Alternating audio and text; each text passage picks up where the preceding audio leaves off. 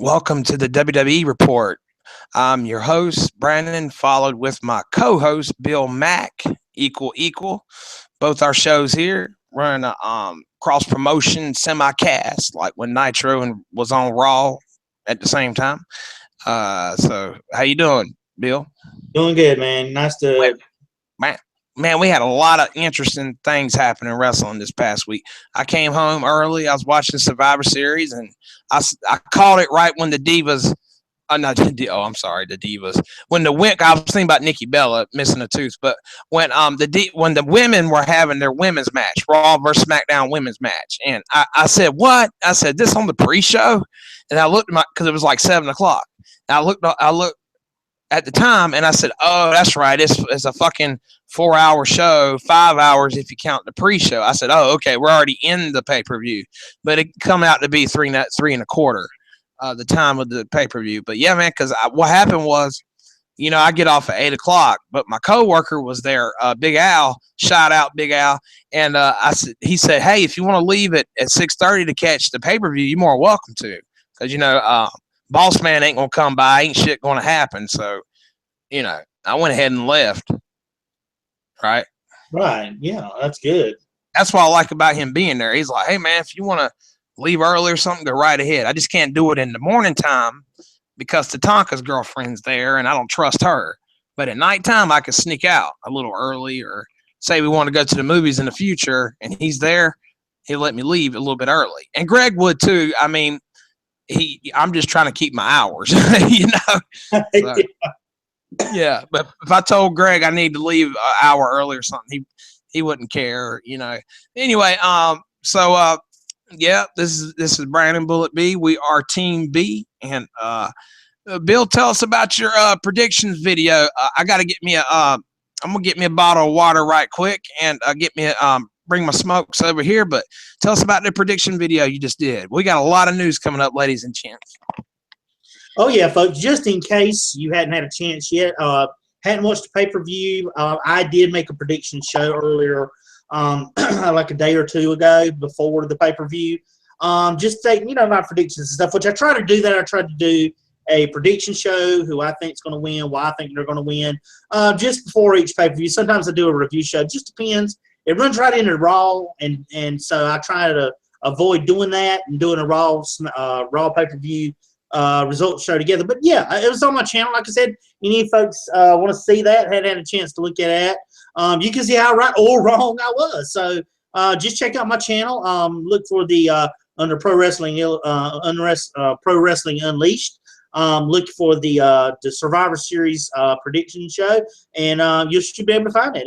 Check it out, like it, and subscribe to the channel. Like I said, if you like wrestling and stuff, that's what I try to do. And for more subscribers and whatnot, for wrestling entertainment, wrestling news, results, prediction shows, sometimes review shows, Raw and SmackDown. So for everything wrestling, check out my channel. But yeah, I definitely had to do my show. I want to make sure I got it out because I try to find to the last day of the week to make sure all the matchups, nothing breaking comes into play before I do make sure I had the full card. So yeah, for sure, dude. I tried to post that, and I was pretty happy with my selections. I wasn't off by too many. Well, that's great to hear. And basically, what the WWE report is, ladies and gentlemen, we basically take all the great epic news, dirt sheets, and mostly rumors, but mostly confirmed to be true, good sources of what's going on behind the scenes, and we throw in the Raw review and all that good stuff, but mostly focus on the news aspect of it. And it's kind of like the Wrestling Observer. They send you this beautiful PDF file in your inbox and give you like 50 pages of the wrestling report of the past week. That's pretty much how we do it. We just do like a video version of it, So it's kind of like your little companion here. But Don Tony has his explanation on why Goldberg squashed Brock Lesnar. Now, I was surprised, man. Kind of like WrestleMania 30 surprised when the streak came. I was like, what? I was like half asleep on the couch. I went, what? But let's see what we're going to do is we have these video dialogue here, and Don Tony's going to talk, and I'm just going to we're going to intertwine and we're going to put our input with his, so you get while listening to Don Tony when you can listen to him with Team B. That's right. So let's see what he had to say about it, because I haven't heard this yet. And I want to know what his theories are, because we know what's up now. So let's see what he said Sunday night right after. The pay-per-view hasn't even been over for 10 minutes yet.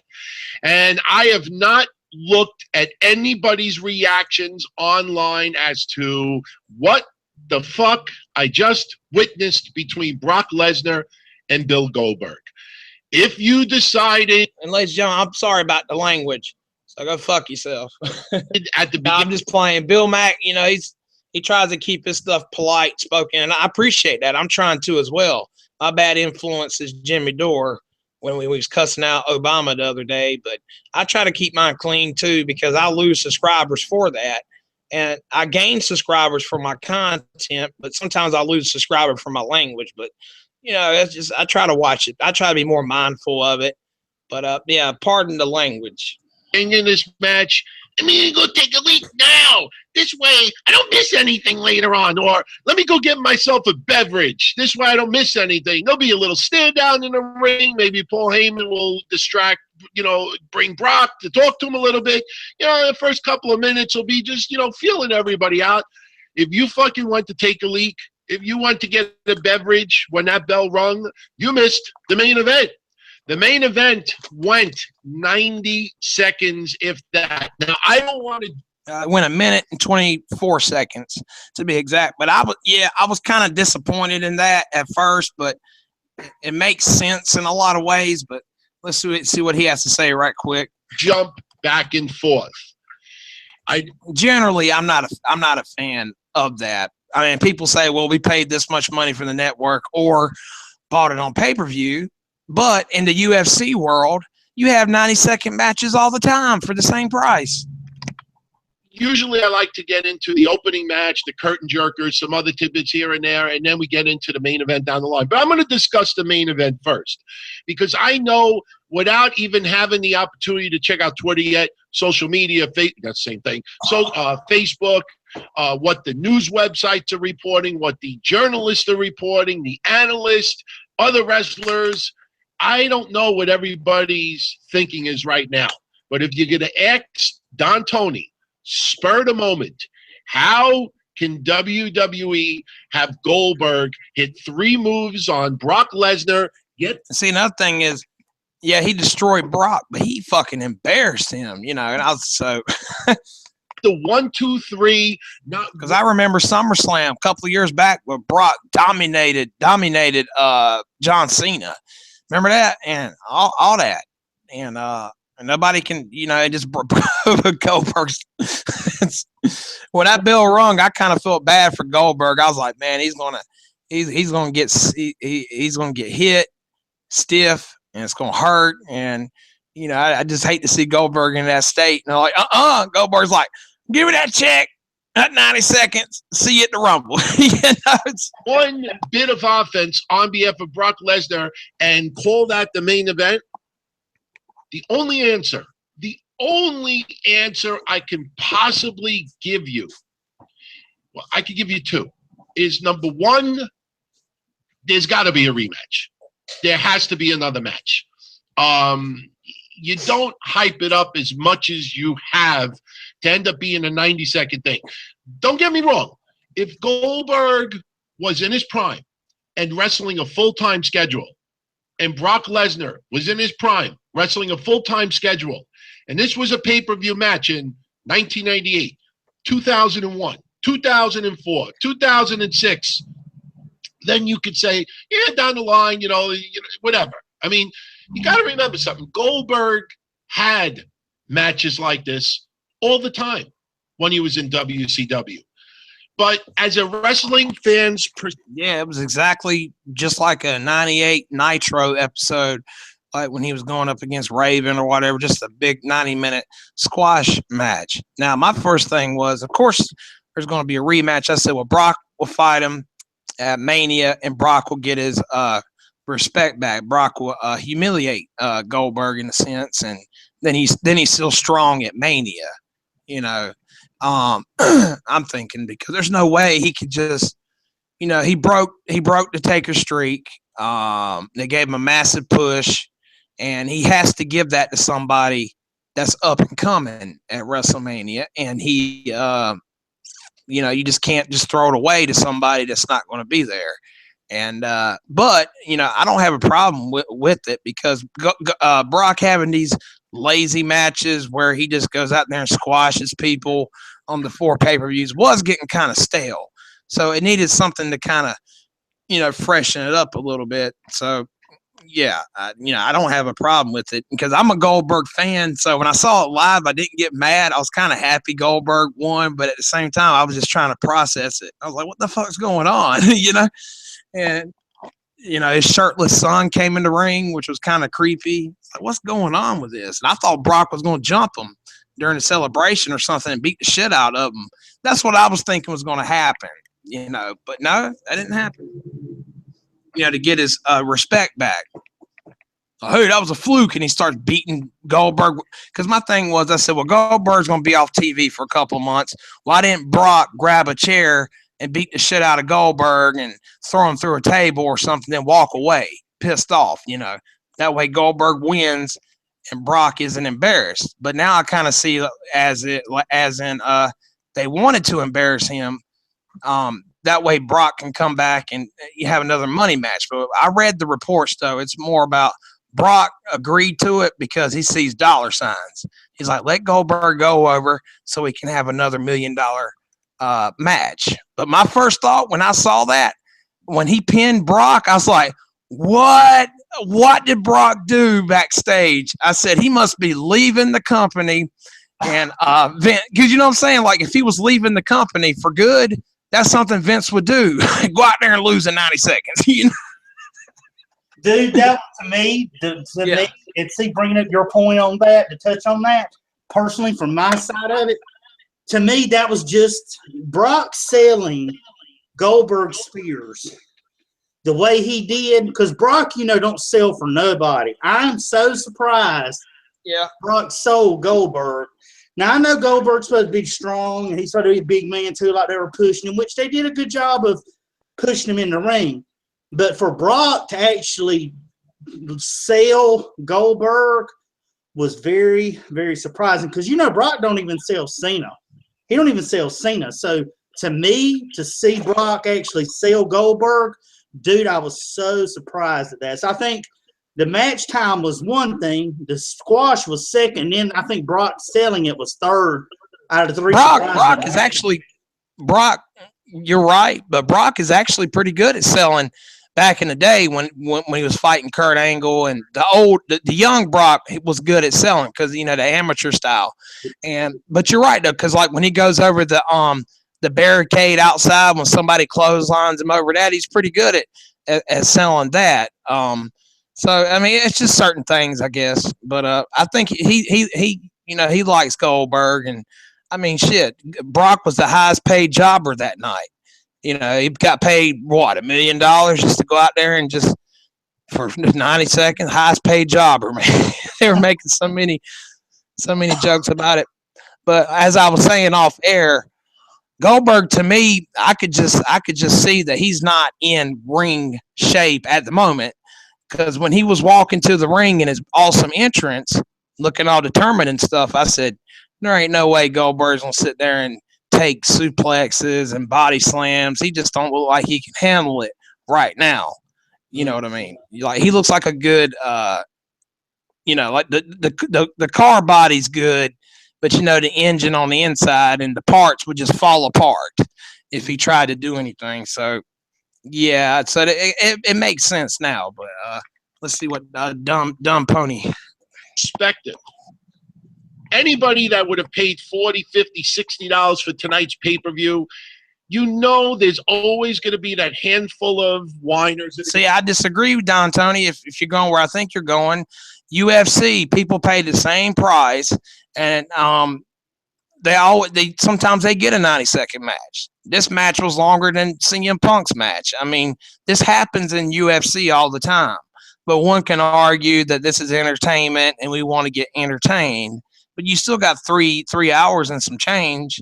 But yeah, so To say, I didn't pay all this fucking money for a 90-second main event. Blah, blah, blah, blah, blah, blah. Let me tell you something. The matches that led up to it, even though some of the but you pay for UFC for that had me scratching my head, I thought overall the pay-per-view was entertaining. Some matches did not live to my expectations, but as far as the main event, getting back to that, for everybody's going to have to be Don Tony, how could they pull that shit? This goes back, in my opinion, to something I said the night that they announced. I felt so bad for, well, not bad, but I was like, Shane McMahon, get your stupid ass out the ring. Because he kept botching these in the ring, and he fucking got a concussion, looked like, when he took that spear when he's doing coast to coast. And I love that part where he kicked out of, what's it called, the line salt off the second rope that Chris Jericho does. Oh, yeah. He did that. Well, when he did the line salt, and Shane kicked out or whatever, that was a botch. Nobody caught that that I know of. What happened was Shane had his knees up when Jericho did a line salt. Shane was supposed to have blocked that, and then he didn't block it correctly, and then Jericho just went on and he kicked out or whatever. I was like, no, he was supposed to block that, but it didn't look that way. So Jericho just went ahead, it was just he was just messing up everywhere. And the elbow off the top rope on Braun Strowman was really good, but I thought the Wyatt family, Orton and Bray, was going to hold Braun Strowman down as Shane McMahon jumped. They just walked away, and he stood up there for a good 10 seconds before he did the flying elbow. I'm like, oh shit, he's going to move. It just would have been more believable if the Wyatts held Braun Strowman down until right before he would have made contact. Shane made contact. Right. You know, that's just me nitpicking. But yeah, Shane got knocked unconscious, and he got his shoulder up after the spear. But really, he just didn't know what he was doing. He didn't have no awareness. He was unconscious or had a seizure, but he was, concussed. Yeah, he was concussed or whatever. He was just confused, and he had his shoulder up. And it's like, Shane kicked out of the spear. I said, man, that's a strong motherfucker. Then the ref said, no, he's just dazed and confused. Get him out of here. And I'm like, man, Shane's going to get his ass killed, because Shane's an athlete, but he's not a wrestler. And I can't stand that jiu-jitsu punches he does. Because I love jiu-jitsu and martial arts, but it just looks so damn fake when Shane does it. These little fast little jabs he does. And they're just looking at him like, okay. That Goldberg was going to face Brock Lesnar at Survivor Series. And I've mentioned this several times over the last month or so, that I believe WWE was concerned of Brock Lesnar getting cheered immensely in Canada because that is now his second home, and Goldberg being booed immensely. It's not just the fact that Brock Lesnar now resides in Canada. It's also that if Goldberg starts tripping, if he starts stuttering and sputtering, if he looks winded, if he gets sloppy in the ring, that fucking crowd will turn on Goldberg in a split second. And if you watch the crowd all throughout the pay-per-view tonight, if they had a longer match planned, something tells me creative was like, oh shit. If Goldberg is exposed once as Oldberg, the crowd is going to kill him. They're going to destroy him. And do I think that the match was supposed to go longer? No, I'm not sure of that. But the overall thinking is that as tonight grew and you watched the crowd and I listened to the reactions and how they ate up Roman Reigns and everything like that, Roman Reigns is still going to work a full-time schedule. Goldberg is one and done or maybe two and done. So, there's so much more focus and cameras and attention on Goldberg right now. So, Roman Reigns can get away with a fucked up match, but to have two shit matches between Goldberg and Brock Lesnar in a row, one from WrestleMania and one from now, would really, really, really suck. It really would. And my thinking of tonight was WWE saying, you know what? Goldberg has to dominate. Goldberg has to hit his moves. That is the only way the crowd is not going to turn on Goldberg. And I have a feeling that maybe they worked out a deal where one additional match will take place. And if one additional match does take place, that they convince Brock Lesnar, listen, you know, you could just. They have to have another match, as we know they are, but they have to because it was just a waste. Just build him up as a monster just to give it away to somebody that it's not going to be there anymore. That's just a waste. It'd be a hell of a celebration for Goldberg, though. But it's just a waste when you can save that streak for his dominance to put somebody else over. So obviously they're going to have another match. You know, I had no problem with the finish because to me it got the internet wrestling world talking. It was in the news. And that was the whole point. Survivor Series left you, you know, with something to think about and to be excited about. You know, because I love moments like that. You know, I didn't agree with the streak ending, but when it happened, it was everywhere. People couldn't stop talking about it. Am I right? Oh yeah, exactly. It stayed topic through the whole, you know, throughout the year. Still today it does. And I give Vince credit for that. I mean.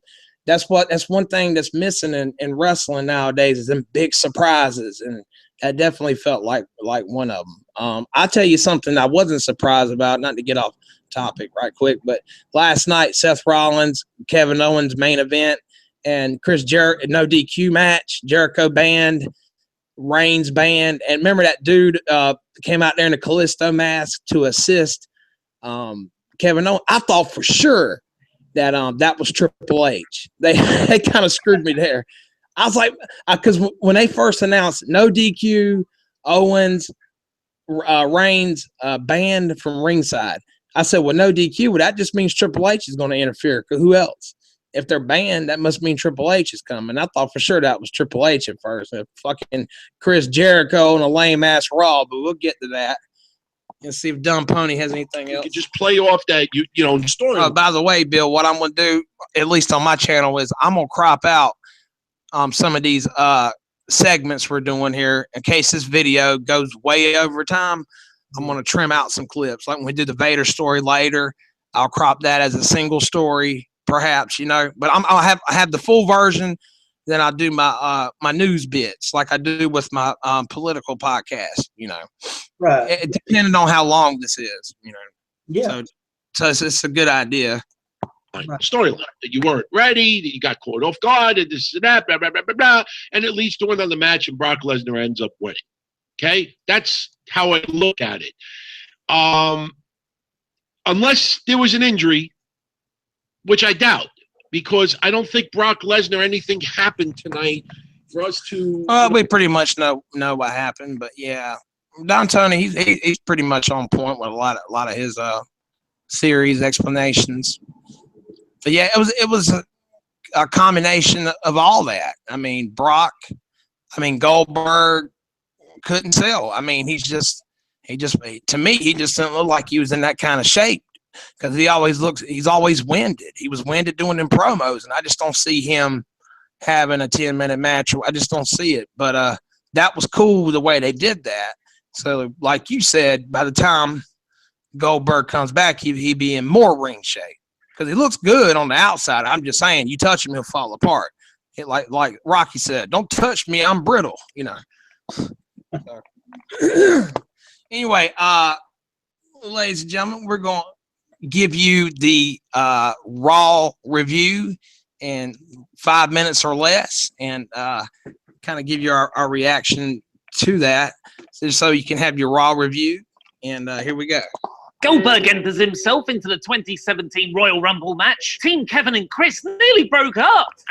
Yeah, so Goldberg was on Raw for like 5 minutes, and he just said, well, Stephanie McMahon told me that, hey, good, you know, you had a good match, but could you have a good title run, one last title run or whatever? And Goldberg was like, well, see you in 2 months. And basically Goldberg said, hey, I'm back for the Rumble. And what was disappointing, but I already knew this was coming, Brock was no show on Raw, of course. What I wanted to see is Brock Lesnar and Paul Heyman come out there, do their own segment and just be completely just pissed off and talk about how it was a fluke and all this other stuff. And we're going to get that. We just not right now. It just wasn't necessary right now. Brock goes home. Goldberg says, hey, I'll be back towards the Rumble. And that's it. We pick up the storyline later. They didn't need Brock to come out there tonight. You know, they're going to leave us wondering. But when Brock does come back and cuts a promo, that's pretty much what he's going to say. It was a fluke. It was a fluke. You know, you ain't nothing, blah, blah, blah. And, yeah. And the commentators are still refusing to acknowledge Ty Dillinger's 10 chance. This is the 21st of November edition of WWE Monday Night Raw in about 4 minutes. 4 minutes.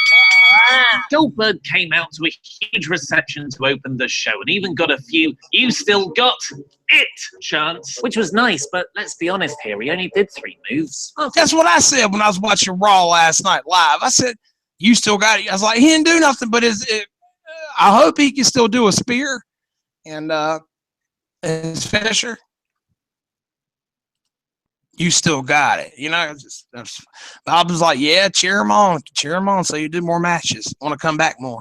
Talking about his wife and child for a change, Bill said he's got one more title run left in him and entered himself into the 2017 Royal Rumble match where everyone is next, which will give him the opportunity to bury the entire roster for real instead of just by implication when he squashed Lesnar. The New Day are so close to Demolition's tag team title reign that these next 22 days or so won't have much drama. They're not going to lose the belts that close to breaking the record, especially when their challengers next week are Galanderson, who had a way too competitive match against the Golden Truth on this show. I wonder who's going to take the pin there. Who? Carl Anderson. It'll definitely be Carl Anderson. And besides, I was kind of distracted by a sign at ringside to properly get into the match. My first ever sign on WWE Monday Night Raw, and it's calling me a greasy muttonhead. I'll take it. To everyone's credit, Cesaro in particular, who is just phenomenal at the moment, there was an interesting twist at the end. Francesca 2 Turbo distracted the referee while Kofi was tapping to Cesaro. A very heelish move for the New Day, and a full turn might freshen up their characters, because for the last few months they've been more like yesterday. Because funny. Yeah, I'm so sick of the New Day. I've been thinking the same thing. Turn them heel or make it more serious or something. People hate on me for liking the NWA, and I'm like, hey, you like the New Day, and that's gay. And I'm just kidding, ladies and gentlemen, you know, with the gay thing, but I'm just saying, you know. Because their act's getting old. Tip your waitresses, please. Thanks. It's very old, but they got the John Cena syndrome. Well, we can't turn you heel because you're selling a lot of merch. And I'm afraid that's going to happen to the New Day. But I'm so sick of them. But I know they're going to stick together and so they can break Demolition's record, tag team championship record, of course. But I'm sick. So sick of them. You still digging the New Day, or how you feel about it? No, I think this would be a good idea for a turn. I thought it was a real heelish thing for him to interfere in the match like that, because you know they were about to put Cesaro and Sheamus over, and for that to happen, you know, I was just kind of surprised that was going to happen. But I mean, hey, yeah, I like Sheamus and Cesaro as a team, but I knew they weren't going to get it because they got to break Demolition's record, you know. Mm-hmm. But yeah, like you said, I like the heelish move too, man. I was like, just do something, change them up a little bit, you know. Okay. I'm here all week. Here's the other stuff that happened. Cedric Alexander had a great spot where he looked legitimately injured when his head whiplashed off the top rope, but he overcame that to beat your latest racial stereotype, Araya Davari. The Cruiserweight division didn't leave Raw at Survivor Series, and the storylines never arrived. See, I disagree with that. I think the Cruiserweight division would have been better suited on SmackDown. But I can hear Vince's stupid logic. Well, SmackDown's only 2 hours. Ain't got enough time for that. I'm like, bullshit. Got plenty of time for it. I wish Raw would go back to 2 hours, but they're not going to do it because of the ad revenue or whatever. And but yeah, I think the Cruiserweights would have been better on SmackDown, especially since they're going to film that 205 show right after SmackDown on the network. I was like, well, this makes sense. It's going to SmackDown. But no, they didn't do that. It's crazy.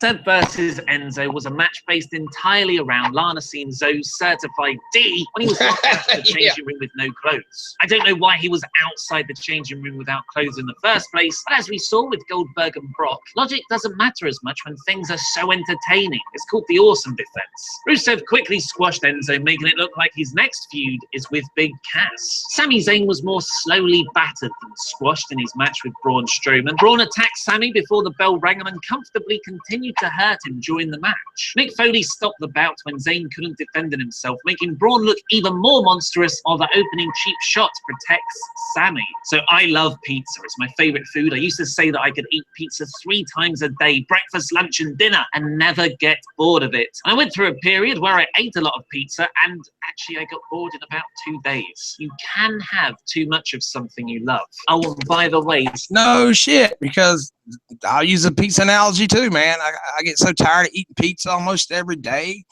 and too much of a good thing is a bad thing, you know, absolutely. You know. Charlotte versus Sasha Banks has been made again for next week. Rich Swann once again has shot at Brian Kendrick's Cruiserweight title in a match that was more commercial spots than high spots. There were a lot of adverts. I would have had Noam Dargo over here. That way you'd have 3 people, all with legitimate claims for a shot at Kendrick's belt. Not that anyone would care, though. The Cruiserweights are still being very poorly positioned and presented. And now the main event. Yeah, Tyler Breeze. They should put him in the Cruiserweight division. Am I right? Because they ain't got nothing else for him but the tag team. But he's on SmackDown. That's right. The Police Academy gimmick. But yeah, I would just put and fucking Kalisto's on SmackDown. I'm like, what the fuck? Put him in the Cruiserweight division.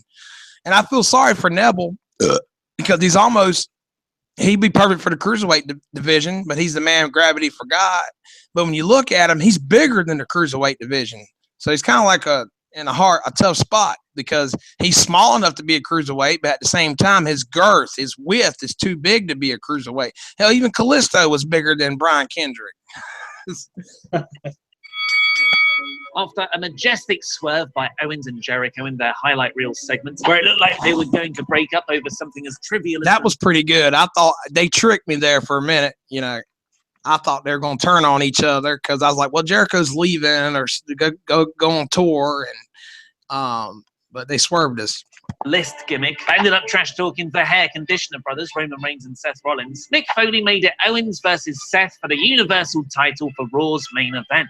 And here's the kicker. Both Jericho and Roman will be banned from ringside. And it's a no DQ. Wait a second. Can you ban people from ringside in a no DQ? Oh my God, Seth Rollins just jumped off something really tall. Man, that was awesome. The DQ stipulation made no sense, especially when Jericho turned up in a Sin Cara mask anyway, like what you did there, to cost Rollins the match.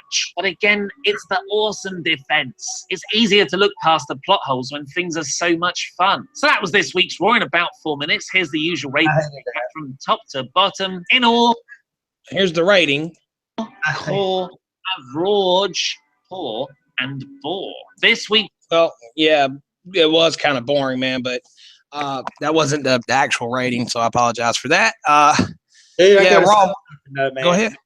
That I did not like the ending of that match. I have never been more disgusted because if you sit there and you make it a point to say, okay, there's not going to be any disqualification, but Jericho cannot go to the ring. He cannot be in the ring, but yet he goes to the ring and they still allow it to happen and nothing happens. That kind of recklessness, man. It's like, do I really even want to watch that? You know, I mean, it's just like the Hell in a Cell or a steel cage match. Somebody's always interfering when the point of it is to keep people out. Exactly. I was disappointed. I know. I thought they were going to have I thought Seth was going to win last night. I thought he was going to win the title just to have another shocker after Survivor Series, because the WWE title typically doesn't change on Raw episodes. But I thought he had a chance last night because their feud, Seth and Owens, getting kind of stale in my opinion. So I was like, well, Seth's going to go ahead and get the title just to have another big shocker of the week. But that didn't happen. They just had Jericho interfere anyway in a no DQ, because no DQ don't mean shit anymore, just like the Hell in the Cell, right? Yeah, I thought it was going to try to be technical and they were going to fight to the back where Jericho was at. Jericho then could have helped and said, well, I didn't go out to the ring. but they didn't do that. They went ahead and he had that what was it, a Sin Cara mask on because of that fight they had. It was mocking him because of that fight they had in the back stage 2 or 3 weeks ago. I think that's it was mocking him. I was just disappointed, man. It's disappointing to see them say, well, you can't be a part of the show. You can't be allowed to the ring. We're going to have a match. I could have saw if they'd have done it in the back, but to be right there in the ring and him interfere anyway, and nothing happened, or not Stephanie or Mick Foley, I was looking for one of them to come out and say, well, we can't have that. And it's lazy. Yeah, it's lazy. It's lazy booking, lazy writing, because WWE is so big on fuck finishes nowadays. They're so big on that because they look back on the past and they said what worked when we were in tight spots. Oh, fuck finishes worked. But back in the day, they didn't have fuck finishes all the time. They were actually creative and came up with some stuff, and it was okay for a heel to lose clean. Not in a title match, but you know what I mean. Like now, it's just lazy booking. Hey, listen, what they used to do. Oh, fuck finish when they're in tights, but they do it too much. Way too much, and the sale don't mean anything. The no DQ, and that's why I thought that was Triple H. I thought Triple H was going to interfere because I guess he's going to wait until around Rumble time. I'm like, well, Triple H has got to come out there and say something to remind us that Triple H cost Seth Rollins the title in that fatal 4-way several months back, whenever it was, and just to remind us, and disappear. But I guess he's going to come back around the Rumble and Seth be like, oh yeah, you did cost me the belt last summer. Oh yeah. I don't like these long ass cliffhangers. I get why they do it now, but like Goldberg saying, well, hey, I'll be back in 2 months. I'm glad he's coming back, but I just get tired of these long cliffhangers. Triple H attacked Seth Rollins last summer and to set up a match for Mania. I'm like, damn, that's kind of soon, ain't it? But then again, back in the 90s, Mr. Perfect cost Lex Luger a match at WrestleMania 9. And then at WrestleMania 10, Mr. Perfect screwed Lex Luger in retaliation for what? Yeah, Lex Luger defeated Mr. Perfect at WrestleMania 9. WrestleMania 10, Mr. Perfect was a guest referee, and Mr. Perfect by this time was a baby face, and he was just a referee. And he cost Lex Luger the match. And he said, hey, remember last year? You beat me. Remember that? So, yeah, I mean, it works sometimes, Mm-hmm. Yeah, sorry for being so nerdy about that, but yeah, some good times. I miss Mr. Perfect. So, we got another story here. Is this the last ride for the Undertaker? Because Undertaker's coming back to SmackDown. Oh, I ain't gonna be Mr. WrestleMania anymore. I'm gonna be all about SmackDown. That motherfucker said, I bleed blue. I said, he ain't no Democrat.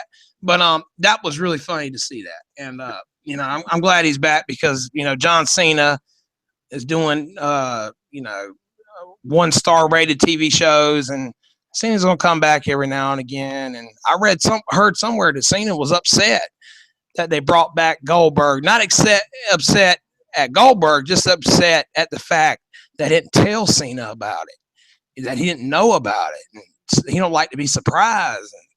And, that's what I heard on one of these wrestling channels. But and Cena might take a little bit longer to come back because he's kind of mad at Vince or something. If I had that video, I'll play it maybe next time. But anyway, Undertaker's back, but is this going to be his last run? Is this going to be his last run? Let's see what Solo Monster has to say about it. And by the way, subscribe to TV Tracks for all these awesome excerpts from these great podcasts we listen to, and check out WTTV News.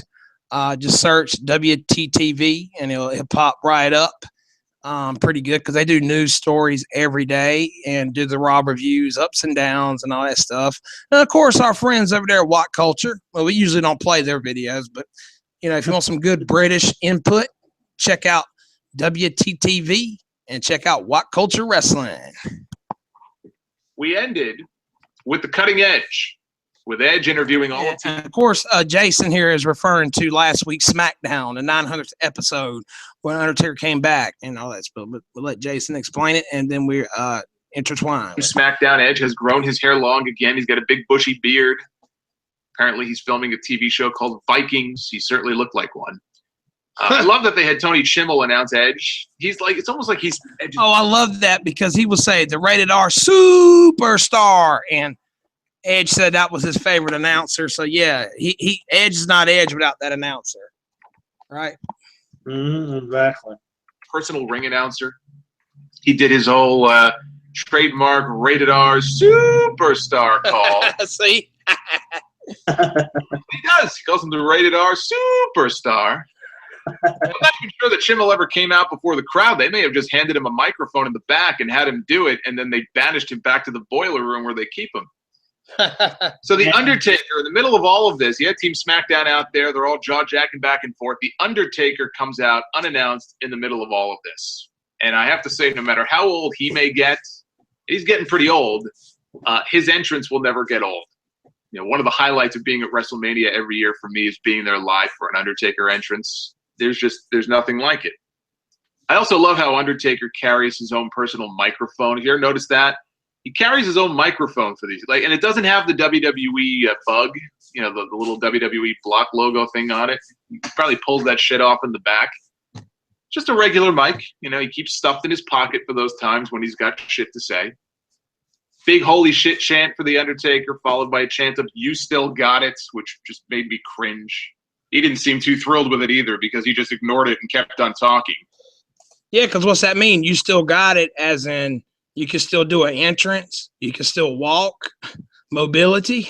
Come on, because that, you know, the "you still got it" chants used to mean something. It was heartwarming when you see your old favorite come back and he was busting his ass in the ring, and they say "you still got it," and now they just say it like it's nothing. It don't mean anything. Kind of like how the right would always say, well, the left always says sexism, and the left has played out the word sexism because when you call sexism, it doesn't mean anything anymore, and the right called that out, rightfully so. But what if it's real sexism? You just don't know. And anyway, Undertaker, he still got it, you know. So yeah, it's like, what is it that he still has anyway, right? It's like Right. He walked to the ring. Mobility? Is that what he still has? So the Undertaker can still walk, guys. You still got it. He said WrestleMania will no longer define who he is. He debuted a new phrase that I'm sure will sell a lot of T-shirts: taking souls and digging holes. I used to do that back in the Bachelor days. He basically said that he was back on SmackDown, maybe not every week, but the impression I got watching this was he's back at least for a part-time run. And he threatened. Yeah, because remember, SmackDown, the brand split back in the day, that was Undertaker's show. Because remember, he was always on SmackDown. That was his show. Mm-hmm. Yep. During the original brand split. It made sense back then because Undertaker was becoming a part-timer more so around that time. He still had that feud with Batista where he carried the title, and he had that feud with Edge, but he was kind of winding down, and that's why they had him on SmackDown, I think. Team SmackDown, that if they lost at Survivor Series, they would have a reason to fear the dead man. I like this a lot. It was not the Undertaker appearance I was expecting. In fact, the way he was talking, he was still doing the Undertaker, the dead man character, but he was channeling. I almost felt like he was channeling some of that old big evil Undertaker on like. Yeah, me too. WWE gets really nerdy with their stats, the statistics, and they say longest running champ. So Kane is the longest remaining Royal Rumble participant, and they're gonna come out and say Undertaker has never lost at WrestleMania to a SmackDown brand opponent. That'd be their next stat. But Undertaker has never.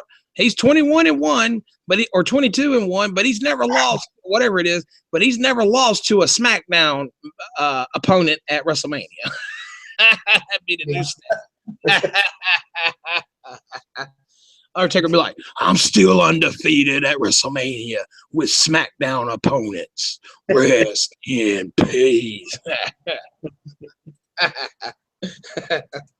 A very low level. Sometimes I kind of wish you would almost go back to that, but then you wouldn't get the entrance, the big entrance and everything like that. He's a lot closer to the end of his career now than he is the beginning of it. So I'd like him to finish as the dead man. But I also like it when he talks street almost. I guess that's the best way I can describe it. And he just kind of lays down the law. And he did that here, and I did not expect that. So maybe that's what I liked about it more than anything. It kind of caught me off guard. I was not expecting him to be as verbose, I guess, as he turned out to be. But it sure feels to me like a retirement run for him. I mean, how many years have we been predicting the Undertaker's retirement? I know we go through this every single year, but it does look to me also like Team SmackDown is probably losing at Survivor Series. I mean, I could see like Ellsworth having something to do with it, and Styles maybe takes the losing fall, which would piss off the Undertaker. Well, we know that didn't happen. They have a match at the Royal Rumble after Styles. Which I like what they did. I didn't agree with Nia Jax tapping out. They could have got her out a different way. I like what they did with James Ellsworth and Braun Strowman. He was holding Braun Strowman's foot under the ring, so Braun Strowman couldn't get back in the ring at the count of 10. And that was perfect. Get him counted out that way. I thought that was a clever little spot there at Survivor Series. Finishes off Ambrose in that TLC match next month. And here's the idea that I pitched on Twitter. I pitched this online first thing Wednesday morning after I finished watching SmackDown. I put up a post outlining this entire scenario. And by that evening, ironically enough, certain websites were already running with this as news. I haven't seen this reported as news by any reputable site, but somehow hours later, this became news. This is at least the second time now that that's happened in the last 6 weeks. It's funny how that works. But here's my pitch. We get Styles Undertaker at the Alamo Dome. Everybody's pretty much catching on to this idea now, and it seems like it's very plausible after what we saw. Ooh, Styles versus Undertaker at Royal Rumble? Really? That sounds really interesting. On SmackDown.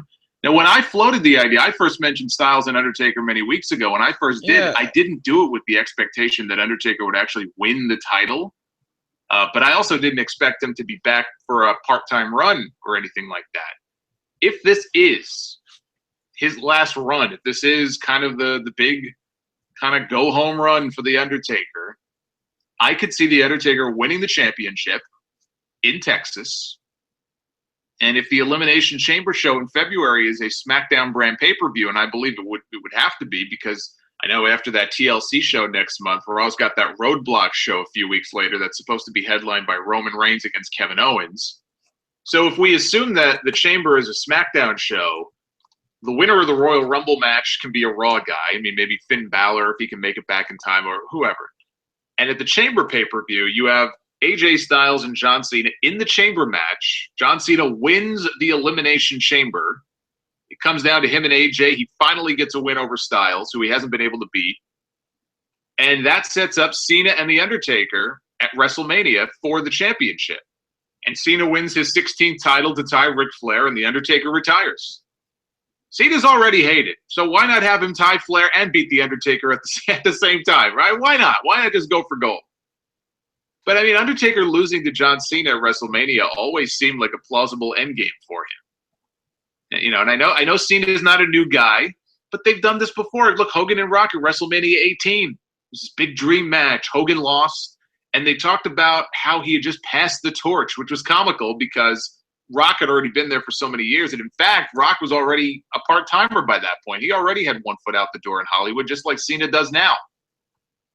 But that's how I see it. I don't think they showed that clip on SmackDown from Cena's debut backstage after he wrestled Kurt Angle of Undertaker coming up to him and shaking his hand and showing him respect. They could have just showed the debut and left it at that, but they chose to have that footage on the show on Tuesday, and believe me, that was no accident. As far as what AJ Styles would be doing at Mania, I could see him and Randy Orton. I'm still waiting for that phenomenal forearm into the. I would love to see that. Orton and AJ Styles. They're both heels at the moment. I'd love to see that.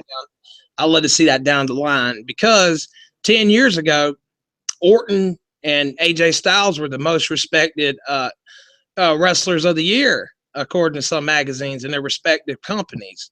It was always, Cena aside, it was always Orton's year as the hardest worker and AJ Styles' year as the hardest worker. You know, I always want to see them two clash. So that'd be and it'd be an awesome match. You know, Right. I think so because Orton works very well with Seth Rollins, and I like seeing Seth Rollins and AJ Styles go at it. Just those three, you know, good chemistry there. That's awesome matches between them and Kevin Owens too. You know, I like that. See, what I liked about Survivor Series, which I ain't heard nobody really talk about this yet, was the Team Raw versus Team SmackDown Live when Kevin Owens was making his entrance. He says, "I'm the real champ. I'm the real champ," and AJ Styles and Kevin were holding up their belts respectively to each other. "I'm the real champ. I'm the real champ." I like that. You know, that was cool to see. Especially if you've been watching both shows and the prequels to both characters, you know, it's just cool to see that. Oh. "I'm the real champ. You a paper champ." Michael Cole said, "Kevin Owens has referred to AJ Styles as the paper champ," or whatever, you know. RKO spot. Only thing that sucks about that is that's got to be the finish. Like the curb stomp into the RKO at 31, that can't be a near fall. And I would prefer not to see AJ doing the JOB back-to-back years at Mania, but that's how it goes sometimes, you know. But look, maybe somebody gets traded over from Raw between now and then. Maybe Samoa Joe or somebody from NXT gets called up and they could do something with him and Styles. I would imagine that. Yeah, you looking forward to Samoa Joe coming up to the main roster, huh? Oh yeah, man. Samoa Joe's gonna be an awesome addition and a great heel to get him on there because Samoa Joe don't play that. Samoa Joe's a badass. He don't, you know, he's a Samoan submission machine. That's what he's calling him in TNA. So he's the man. They put him up there. They got another bona fide heel. You know, they don't take no junk off of it. So I'm looking forward to that. Maybe absolutely. Royal Rumble. Maybe he might make his appearance during Royal Rumble or something. You know, they always have one or two surprises to enter it. You seen AJ come out last year? Oh yeah. See, if they put Samoa Joe on SmackDown, he can have some good matches with AJ Styles because they're already used to working with each other. And if you put Samoa Joe on SmackDown on Raw, I'd love to see him and Kevin Owens go at it. You know, but I don't know if they, you know, give him a title shot or anything. But I'm just saying that'd be a good match. So you can't go wrong, man. I mean, Samoa Joe's going to have some fresh opponents on either brand. I prefer him go to Raw just for Kevin Owens and whatnot, and Chris Jericho, people like that, Braun Strowman, because on SmackDown, I like to see him with AJ Styles. That would be great. It's just I've already seen it a lot of times, but I haven't seen the WWE version of it. You know, I'm just saying you can't go wrong either way. Right. Well, Bill, we've done a pretty good length duration of the show. We have one more story. Now, I can save that story for the next report that we do, or I can go ahead and play it here because I plan to probably crop out some excerpts anyway from this show. But you want to go ahead and do the last story, or just save it for next time? It's only 4 minutes, and I don't know. It's a good. Go ahead and play it. What's the time on it? What time? How long we got? I don't know how long we've been doing it, but the video is 4 minutes. It's just 4 minutes. What's it about? Vader. Vader. Yeah, because we can wrap that up with Vader. Sure. Okay. I just know if we make the video. My only thing is we make the video too long. It hurts. It could hurt viewership, but at the same time, you hear people on the Mixler chat complaining, we want a longer show. So you never know with YouTube. Some prefer longer, some prefer shorter. But I thought it was a nice little show. I was thinking about Xing it out and start a new one and just do this clip. But I don't know if you want excerpts on your channel. So that's why I'm gonna go ahead and just add it. And then on my channel, I'm gonna have the whole show here, and then I'm gonna crop out the Vader story as a separate clip too, you know, like my excerpts that I do. Right, gives it a variety, especially on yours as well. So that makes it, you know, more enticing to watch it on both shows, to either watch it to full length or watch an excerpt of it if you don't want to go through all that. So good idea, man. In 3, 2, 1. Okay, ladies and gentlemen, Big Van Vader, big WCW favorite, one of my favorites too of all time. He one of the better big men in the business. He's posted on his Twitter that he only has 2 years left to live.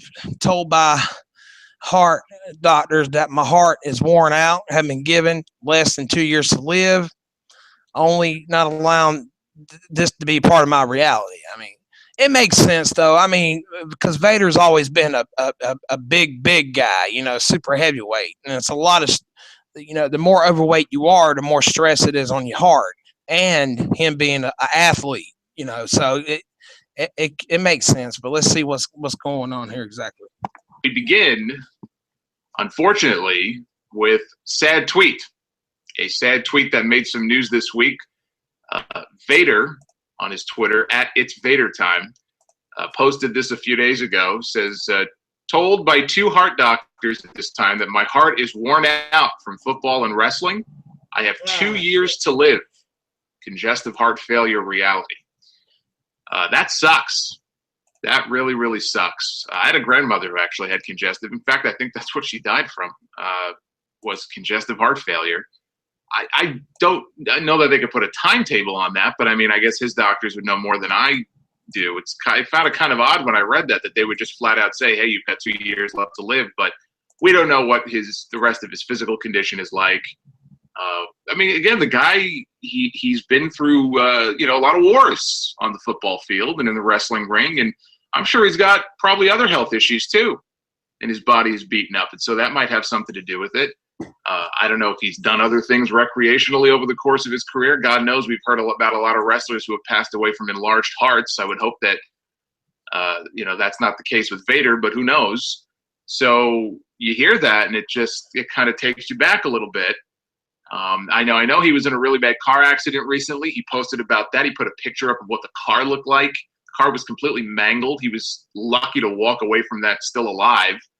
He put a picture up of his face. His face was all bruised and battered. It was terrible. I guess what must have happened is he had the accident and he was in the hospital, or he went to the doctor, and maybe that's how it was diagnosed. That would be my guess, as opposed to just a routine kind of annual checkup. So I was going to say, you know, in a weird kind of way, that car accident that almost killed him may have saved his life, but I guess not if the doctors are telling him that he's on borrowed time. It's terrible.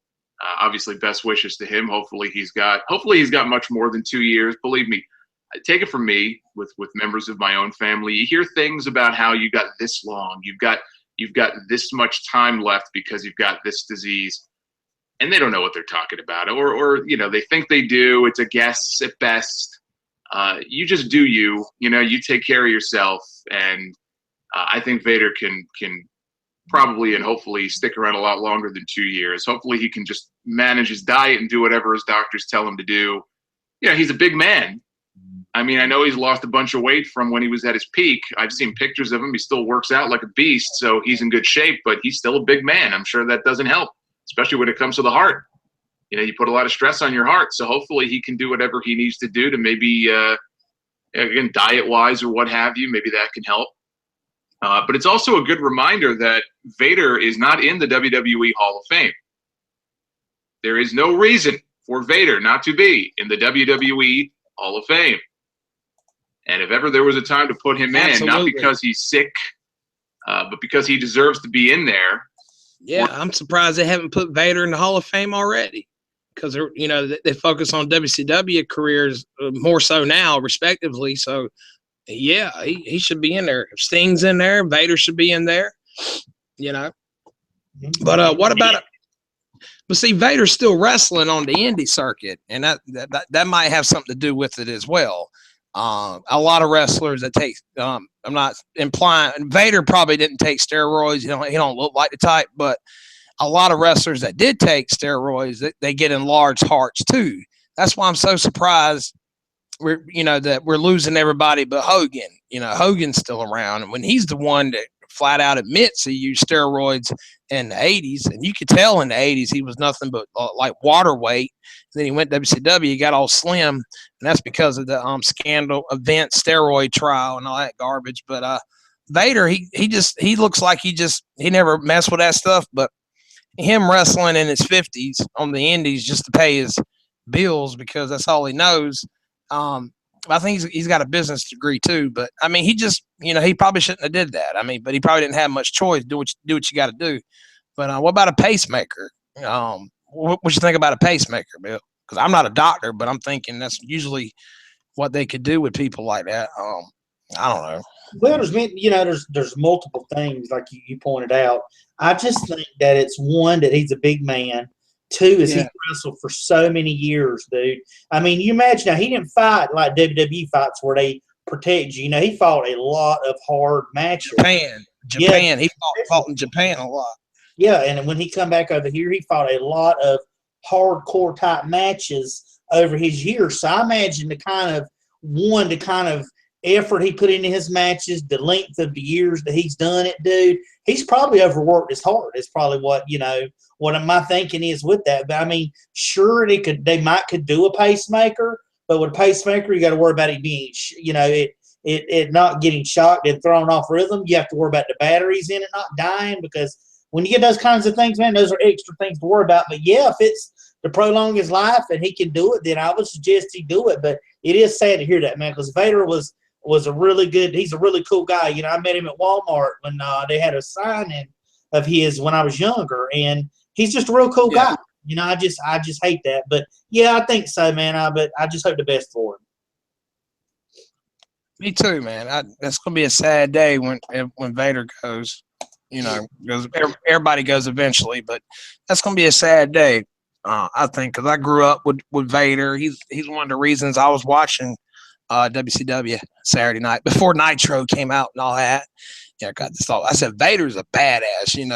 He's just somebody you want to see, kind of like how Braun Strowman is now. Which Braun can't hold a candle to Vader, obviously. I'm just saying, like, the young people that watch wrestling now, they get it. They're really impressed by like a Braun Strowman or a Goldberg just slicing Brock Lesnar in half. And that's the way I saw Vader when I was a kid. I was like, oh, that's a big monster type. I got to see that. That's impressive. He does need to get in the Hall of Fame too, man. I agree with Solid Monster there. Yeah, Hall of Fame. Watch, he'll be in the Hall of Fame 2017. Watch, go ahead and get him in there. Get him in there before he goes, man. Just like they should have done with Macho Man. But Macho Man was just back getting into talks with WWE because he did the WWE commercial for the WWE video game. I think back in 2010, and then he passed in 2011. And he was in the Hall of Fame just a couple of years back. But get him in there. I mean, anyway, that's your WWE report for this day. We usually do an episode once a week or a couple of times a week or we just come back with a big report of what's going on in the world of wrestling. And whatever channel you're watching this on, subscribe. We always appreciate it. That's what motivates us, really, because it really makes my morning, man. When I see that I got a new subscriber, I'm like, yes, somebody liked my content. That's what keeps us going. When we don't get no subscribers, ladies and gentlemen, we just get where we don't want to make videos. I mean, you keep trying and trying and trying to get your channel to work, and nobody's watching. You don't get no subscriber. You're like, man, screw this, And then you finally get a subscriber. You're like, okay, I'm doing something right. And, it makes you feel a lot better, more encouraged, and things like that. I'll stick with it no matter what. But it's always nice because subscribe is a compliment. So it's always nice to get a compliment. It just makes me more motivated. But absolutely. But that's all I got to say. This is Bill's show, so I'm with him. You got anything you got to say before we close out? No, man, pretty much enjoyed it. I'm glad we were able to do another episode. All right, ladies and gentlemen, for more wrestling news, you're already at the right place, and take care.